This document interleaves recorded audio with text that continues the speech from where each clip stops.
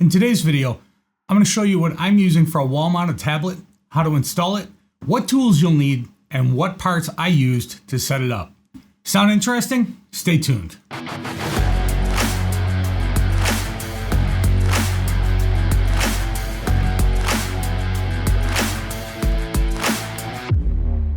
Now, if you're new here, hi, my name's Jeff. This is Fast How To, a channel where I talk about home assistant, smart home tech, home automation, and a bunch of other cool stuff. So if you like that stuff or you just want to hang out with me, go ahead and hit that subscribe button. I really appreciate it. Before I get started, there's a few things that I need to get out of the way. First, I am a grown-ass man. I don't use cheap junk that performs poorly. I don't buy or set up things that look like hell. And I don't buy things that require extra time or effort to implement just so that I can save $3. Meaning, I'm not going to half-ass stuff, I'm not going to have random cables hanging down the wall, and I'm not going to waste hours of my life to accomplish something that could be done in minutes if I just spent another few bucks. This isn't to say that I waste money. On the contrary, I like saving money just as much, if not more, than the next guy. But what I'm not going to do is deal with a ton of frustration or sacrifice fit and finish, user experience, reliability, or large amounts of time just to save 20 bucks. I think that my smart home investment strategy would best be described as judicious. My tablet setup, while not the rock bottom cheapest, is certainly not the most expensive that I've seen. Unfortunately, it's going to take a bit of effort for the fit and finish. It's not as easy as poke a hole through the drywall and plug the USB charger into an outlet in the closet on the other side of the wall.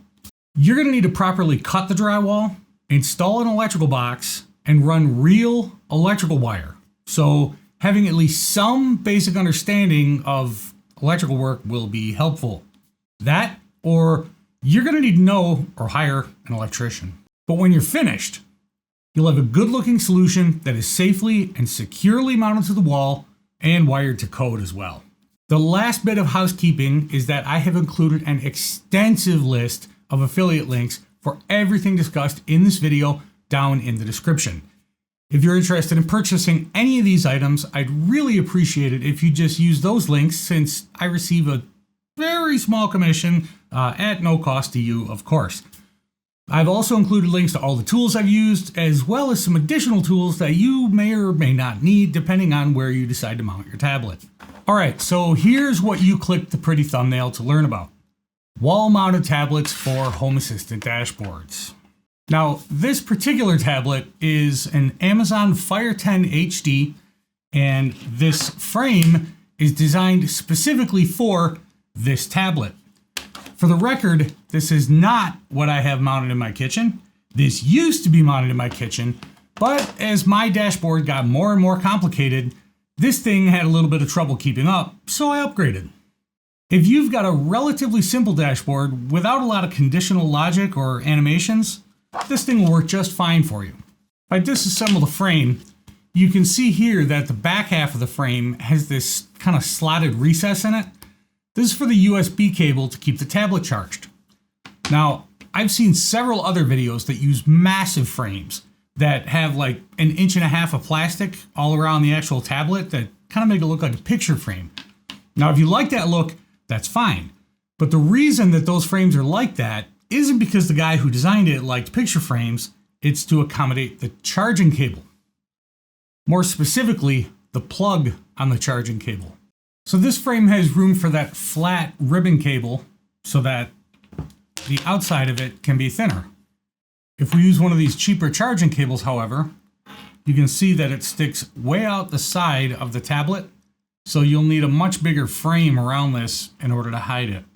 Now, when I was using this Fire HD tablet for my dashboard, I went through all the trouble and installed a fully kiosk and did all the things. At the time, that's what everybody else was doing, and since I was pretty early on in my home assistant journey, reinventing the wheel did not seem like a good plan. Now that my smart house is a bit more mature and I have a much better understanding of most of this stuff, I just use the companion app on my new tablet. It works great. Since there's nothing else installed on that tablet, I don't need to worry about someone getting into something that they shouldn't. Yeah, I know. Fully kiosk does bring some other benefits to the table, like being able to access the camera, have the tablet auto wake when it senses motion, and a handful of other things. Check it out. You might want some of those. Me? I never used most of them, so I didn't feel like it was worth the additional headache. Not to mention that I had some issues with the browser caching. And since I'm constantly tinkering with my setup, that caching gave me a pretty big headache. Let's take a look at my setup. Here's my wall-mounted dashboard.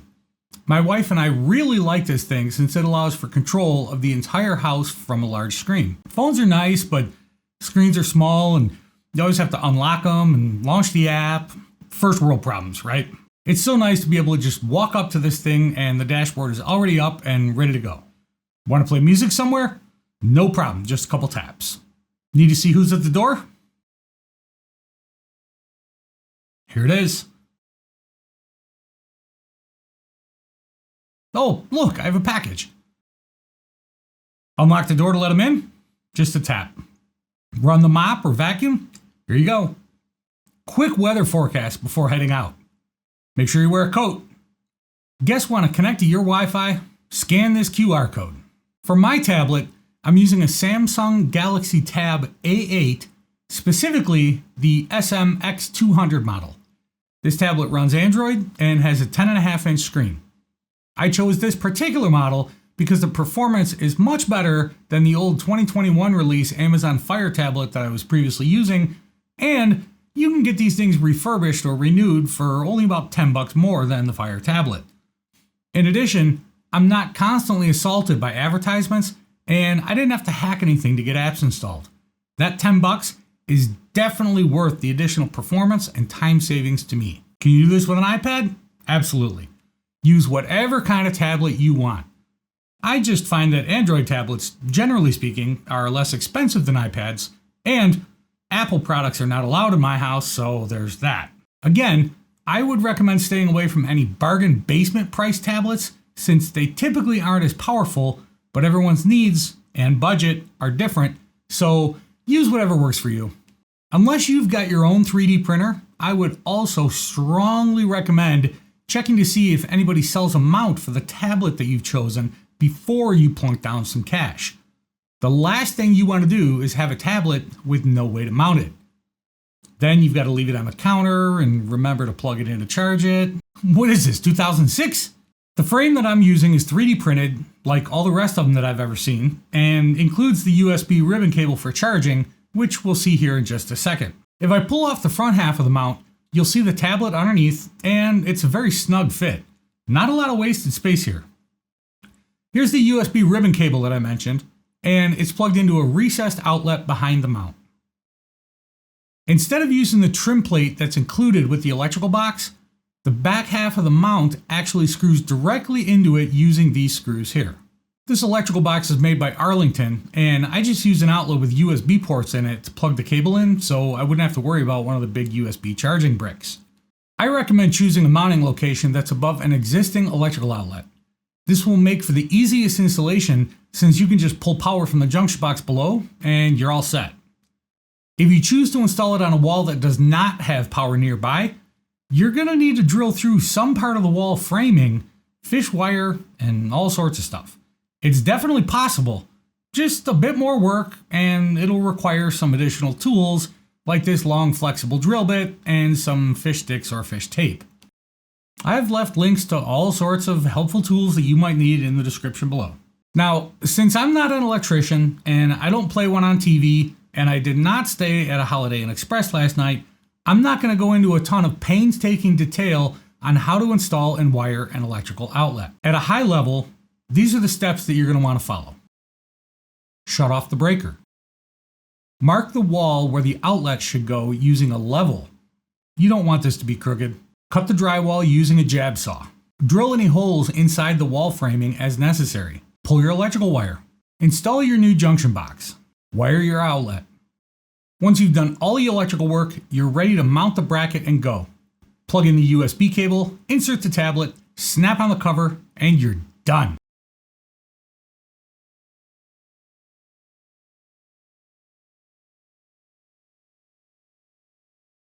One thing I did do is to write an automation to control charging of this tablet. The lithium-ion batteries that are in many devices these days don't like being powered on all the time, and they can actually start to swell. Since swelling would create a problem with this frame and cause it to no longer sit flat on the wall, I want to make sure that wouldn't happen. I'm able to get the percentage of battery charge from the companion app, so I used that value in my automation to turn the outlet on and off accordingly. You can easily do that using any of the smart outlets on the market today. Depending on where you have to get power from, you can complete this entire project in 30 minutes or less, maybe an hour if we include cleanup and putting away all your tools and shit. If you need ideas for how to design a dashboard, or if you'd just like to see mine, I did a 6-part series last year called Dashboard December, where I went through my dashboard in detail. There's a handful of things that have been changed, added, or upgraded, but it's still mostly the same right now.